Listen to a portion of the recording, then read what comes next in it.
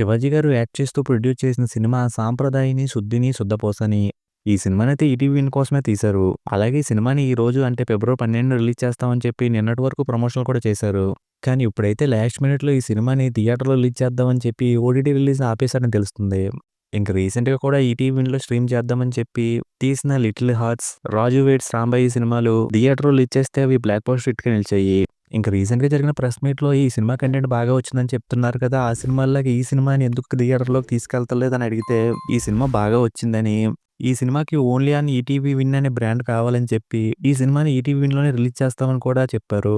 కానీ ఇప్పుడు సడెన్‌గా ఏమైందో గాని సినిమాని థియేటర్‌లో రిలీజ్ చేద్దామని ప్లాన్ చేసి ఓటీటీ రిలీజ్‌ని ఆపేశారని తెలుస్తుంది. ఇంక ఈ సినిమానైతే థియేటర్‌లో మార్చి 6న రిలీజ్ చేస్తామని అంటున్నారు. ఇంక ఈ 2 విషయాల మీద ఈరోజు అఫీషియల్ అనౌన్స్‌మెంట్ అయితే వస్తది. ఇంక దీని మీద మీ ఒపీనియన్ ఏంటనేది కింద కామెంట్ చేయండి. వీడియో నచ్చితే లైక్ చేయండి. ఈ ఛానెల్‌ని సబ్స్క్రైబ్ చేసుకోకుండా చూస్తున్నట్టయితే సబ్స్క్రైబ్ కూడా చేసుకోండి.